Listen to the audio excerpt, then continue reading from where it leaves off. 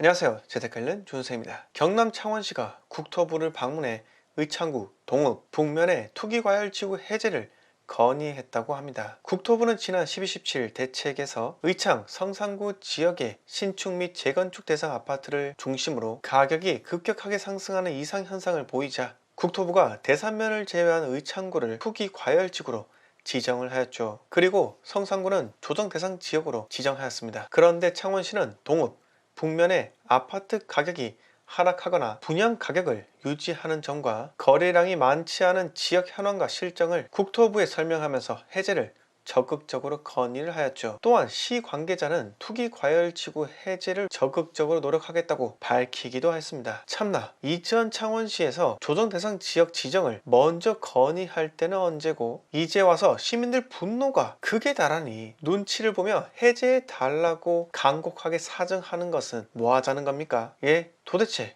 뭐 하자는 건가요? 그리고 경상남도 도 자체적으로 규제 지역 지정해달라고 먼저 건의도 했고, 물론 그때 동읍, 북면, 대산면은 규제 지역 요청해서 제외는 했고 일부 지역만 빼고 나머지를 규제 지역으로 지정해달라고 해도 이렇게 되면 국토부에서 당연히 풍선 효과가 의식이 되니 창원 전체를 지정할 거라고는 생각하지 못하셨나 봅니다. 그런데 경남도지사와 창원시장은 같은 여당이 아닌가요? 왜 한통속끼리 소통이 안 됩니까? 대한민국 전체가 불통이에요. 여러분, 여론에 의해서 좌우지되는 정말 줏대 없는 권력이나 마찬가지입니다. 규제로 지정된 지 얼마 되지도 않았는데 민심의 눈치를 보며 민심이 떠나는 것을 보니 먼저 나서서 풀어달라고 하질 않나. 이렇게 정책이 묵직하지가 않은데 어떻게 국민들이 국가를 믿고 따르겠습니까? 제가 창원시가 조정 해제를 건의했다고 하는 점에 반대를 한다고 해서 제가 부동산 상승론자가 아니라는 말은 아닙니다. 저는 국민들의 부동산을 정치적 도구로 활용한다는 점에 분노하는 겁니다. 화가 난다고요, 여러분. 정치적 호감을 얻기 위해 규제 지역 지정을 지자체에서 먼저 건의를 했음에도 불구하고 정작 지역사회에서 반감이 일어나게 되자 떠나는 민심 잡고자 조정 해제나 건의하다니 국민들의 재산을 정치적 도구로 사용할 줄만 아는 정치쇼나 펼치고 있다는 점에 제가 매우 화가 난다는 것입니다. 창원은 어차피 3년간 공급량이 적습니다. 그렇기 때문에 폭락은 있을 수 없을 뿐더러 저는 이번 창원시의 조정지역 지정이 과열된 열기를 잠시나마 식힐 수 있는 서킷 브레이크나 마찬가지라 생각하고요. 급격한 폭등장이 시키는 과정에서 수요가 높은 옥석이 가려질 것이라 생각도 하고요. 무주택자들에게는 2021년 한 해는 하늘이 내 집 마련할 수 있는 마지막 기회를 준 것이라 저는 생각이 듭니다. 혹시나 외지 투자자, 법인 매물 저렴하게 나온다면 정말 땡큐인 거죠. 땡큐. 그러니 규제 지역 걸렸다 해서 좌절하지 마시고 부동산에 관심을 끄지 마시고 시장에 늘 귀를 열어두셔야 합니다. 공급이 없으면 사람들이 이사 자체를 가지 않기 때문에 시중에 나오는 매물 자체가 적습니다. 그래서 공급이 적으면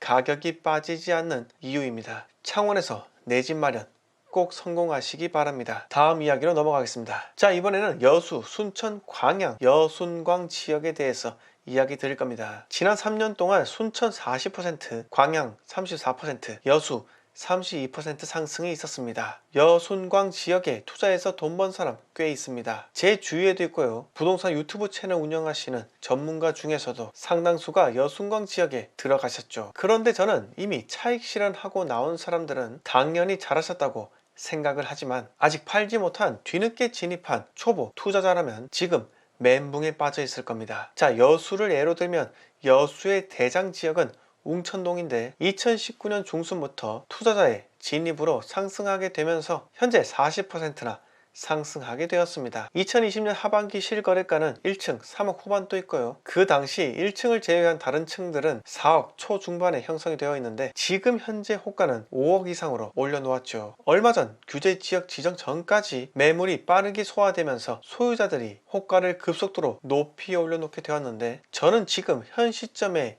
이 정도의 고가 매물을 잡는 것은 정말 호구라고 생각합니다. 이 매물에 숨겨진 의미는 가격 하락을 방어해 보겠다는 소유자들과 중개사의 의지가 담겨 있다고 생각이 들고요. 이처럼 인구 30만도 되지 않는 도시가 규제 지역 지정과 함께 향후 3년간 예정된 3200세대 공급 물량과 함께 저는 침체기가 올 것이라 생각이 듭니다. 여러분들이 선호하셨던 고소득자가 밀집한 여순광 지역에서요. 여수는 3년간 5.6% 정도 세대수가 증가하지만 순천 5,000세대 약 8% 증가, 광양 4,500세대 11% 증가. 제가 한 번 더 말씀드리지만 지금 여순광 지역에 들어가시면 절대 안 됩니다. 네버, 네버입니다. 그런데 여순광 지역 인구를 합치면은 70만인데 이 정도면 수요가 탄탄하지 않나요? 이러시는 분들이 있을까봐 제가 미리 말씀드리는데, 그렇게 따지면 전라남도 인구 전체를 합치면은 180만입니다. 합쳐보니 수요가 정말 탄탄해 보이죠. 불과 1, 2년 전만 하더라도 대한민국은